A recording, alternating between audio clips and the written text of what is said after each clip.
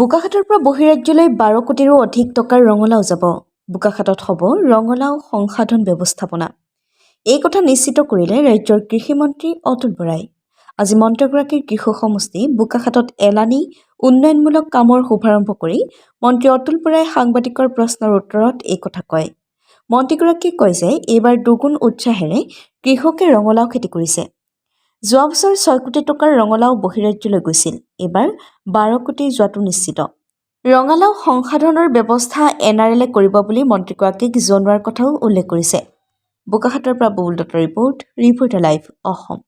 আপোনালোকৰ জৰিয়তে ভালকৈ মই জানিছোঁ আৰু এইটো এটা আমাৰ সকলোৰে কাৰণে আনন্দৰ কথা, অঞ্চলটোৰ কাৰণে আনন্দৰ কথা।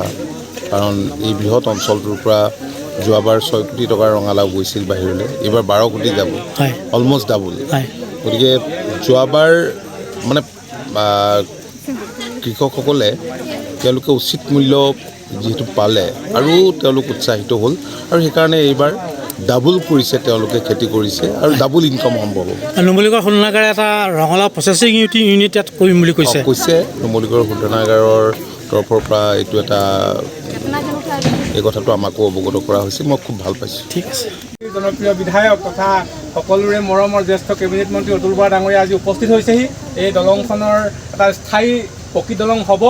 আজি এই শুভ মুহূৰ্তত আমি তেখেতক এখন ফুলাম গামোচাৰে সম্বৰ্ধনা জনাবৰ বাবে, মৰম যাচিবৰ বাবে মই PWDৰ জ্যেষ্ঠ বিষয়াসকলক অনুৰোধ জনালোঁ।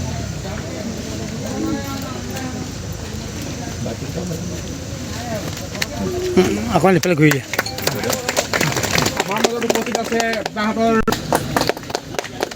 আমাৰ মাজত উপস্থিত আছে বিশিষ্ট বোকাখাতৰ সমাজকৰ্মী, যুৱ সমাজকৰ্মী ভাস্কৰ কালিন্দী ডাঙৰীয়া। আমি তেখেতক এখন ফুলাম গামোচাৰে সম্বৰ্ধনা জনাবলৈ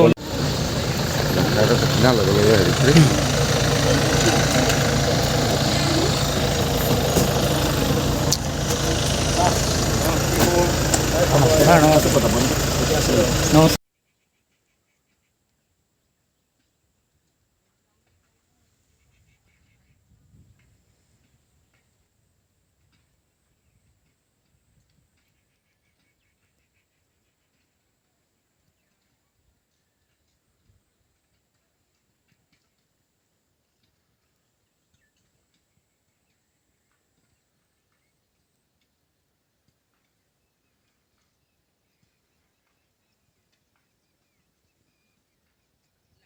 জনপ্ৰিয় বিধায়ক তথা সকলোৰে মৰমৰ জ্যেষ্ঠ কেবিনেট মন্ত্ৰী অতুল বৰা ডাঙৰীয়া আজি উপস্থিত হৈছেহি।